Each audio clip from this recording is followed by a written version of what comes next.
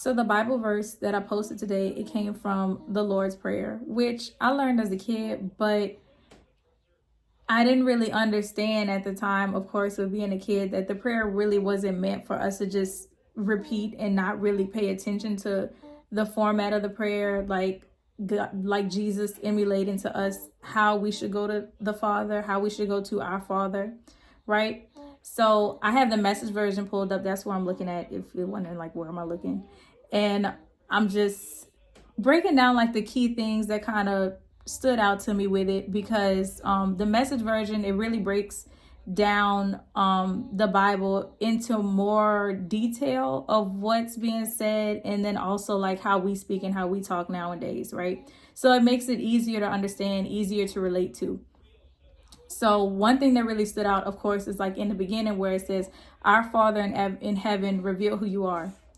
So we always have the desire to want to get to know God, and for God to reveal to us exactly who he is, and not the God that we make up in our own head, not the idol that we place, or like our own depiction of what we think God is to fit whatever mold or whatever box that we're trying to put him in, but the God of the Bible, the God of Abraham, Isaac, and Jacob, and us learning his character, us getting to know him, us growing closer to him through his word, so that way we can understand his character, we can understand who God really is and who our Father really is, and not just listen to the world and who the world tries to tell us that our Father is, right? And that's why relationship with God for yourself is super important, because as you get to know him and as you read his word, you get to understand his character even more. You'll be able to recognize when something isn't God and when something isn't. And we always still have trouble sometimes with making sure if something is actually God or if something isn't God, or if it's just a figment of our imagination or our own thoughts or our own views or our own beliefs that we're putting into stuff.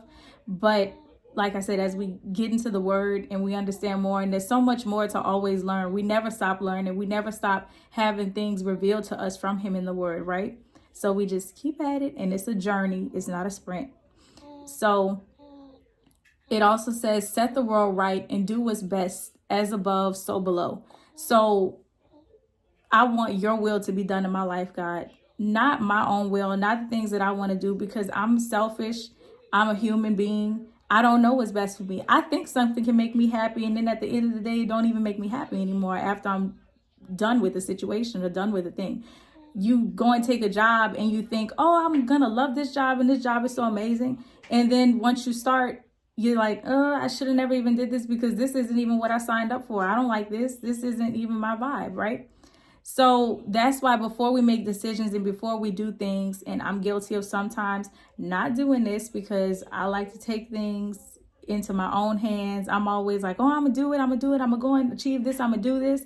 And then I wonder why when I get burnt out or I'm not sticking to something and being consistent, why that's the thing, because I didn't go and pray beforehand to make sure that this was even the thing that God wanted me to do, right? So have your will as it is in heaven, since things are done in the spirit first, right? Before they break into the physical. So Lord, pray and reveal to me the things and the will that you have for my life, and the promises that you have for my life. So that way I don't covet what my neighbor has. I don't covet what my neighbor has going on. Keep me in my own lane. Keep me in check, God. Check my heart to make sure that I'm doing what I'm supposed to be doing, and I'm called to the assignment that you called me to, and I'm staying in my lane, and I'm focusing just on me and you and what you call me to do, right? So keep us alive with 3 square meals. Give me what I need, not just the things that don't matter, because we serve a God that provides our every need, right? He knows what we need even before we ask for it, right? So if we serve a God that's so loving and so intimate with us that he already knows what we need, he already understands what we need, then why would we not go to him for any and every little thing? Why would we not go to him and just say, hey, God, you know, I'm struggling with this. I really need help with this. Or even something as simple as, Lord, I really need this, you know, dot it out, you know, line it up. I need these things. So if it be in your will, Father, then provide them to me. And I already know that you're going to do it for me, Lord, because these things don't go against your will. They don't go against your word. They don't go against what it is that you have allowed me to want or receive. You're the one that put the desire in my heart. So I already know that you're going to get it for me. I already know that you're going to do it for me. You would never leave me hungry. You would never leave me thirsty. You would never leave me just abandoned and alone, not having nothing or nobody. I know that that's not in your nature, God.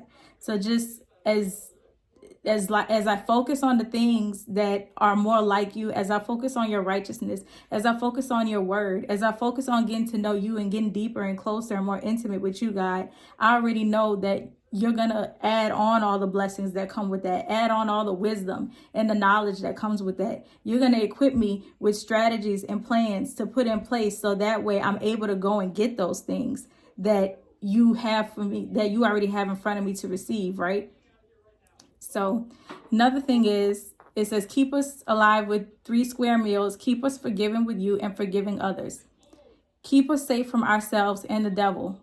So forgiving with you and forgiving with others, because I can't expect for you to forgive me, God, if I'm not willing to forgive other people. And it doesn't matter what anybody did to me. It doesn't matter the situation. It doesn't matter the details. We're called to always forgive. Now, those wounds may still hurt. We may have to heal from certain things. We may have to have God work on us and work on our hearts and take time with us to be able to heal us from those things. And a lot of times those feelings, or, we get triggered, it doesn't go away overnight. But God, work with me with that. Help renew my heart so that way I'm able to forgive others just as you've forgiven me, because I'm a sinner. I sin and fall short every day. I make mistakes every day. I don't know everything. I can't figure it all out. I need you, God. I need you to walk with me every step of the way, every single day on this journey. And then lastly, it says, keep us safe from ourselves and the devil, right? Because a lot of times we like to blame the devil for stuff that's going on in our life, but really it's something that we caused, or something that we did against God's will, or something that we put ourselves into, right? We love to say like, oh, the devil is busy. The devil is busy. Yeah, the devil be busy sometimes, but a lot of times it be us. For example, the allergic reaction that I'm having right now on my face, I can't blame that on the devil. That was me, because I know I have sensitive skin and I went going to try something different, knowing that I wasn't supposed to do that. And now I'm suffering the consequences for it. So we have to hold ourselves accountable. We have to hold ourselves accountable for the things that we're doing, or things that may not be for us that we go pursuing, right? And that can apply to every area of our lives, not just something simple like that. It can get complex and deeper too, but we're supposed to pursue the things that are will for us and not anything outside of that, because it leads to destruction. It leads to despair. It leads to brokenness. It leads to other darkness and things that we shouldn't find ourselves in, right? And it says, you're in charge, God. You can do anything you want. You're a blazing beauty. Yes, yes, yes. So yes, God can do anything that he wants. Anything. Anything. So if I'm going through a tough time, I'm going through a situation, yes, God can allow me to go through that, because it's building my character. It's building up my faith. It's helping me to realize that, you know what? I can depend on God to get me through anything. I can depend on God to get me through any situation. I can depend on God even when I think that I have just run away from him completely. I've messed up so much. I'm so broken.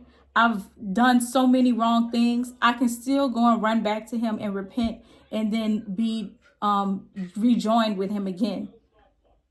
Nobody will ever, matter of fact, stray too far from God. Because what does his word say? He will leave the 99 to chase down just us. And you are that person.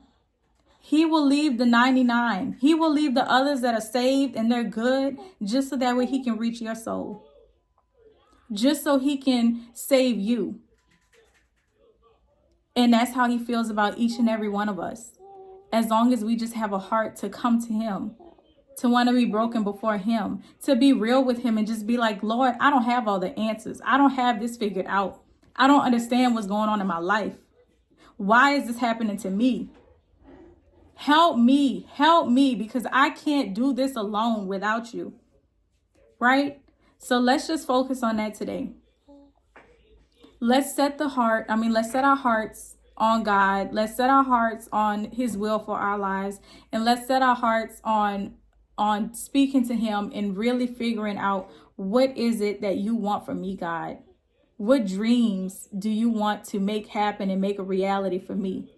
What things do you have lined up in the spirit that I haven't even tapped into? I have no knowledge of even. Give me the visuals, Father, to be able to see in the spirit the things that you have for me, and to be able to have the consistency and the grit and the hustle to be able to pursue those things. And hold me accountable, Father, whenever I'm falling short and I'm not living up to the standard that you have placed on my life. Hold me accountable when I know that I'm not doing what it is that you have called me to do. Hold me accountable when you know that I could be doing better, Lord. So yeah, that's a little Bible verse for today.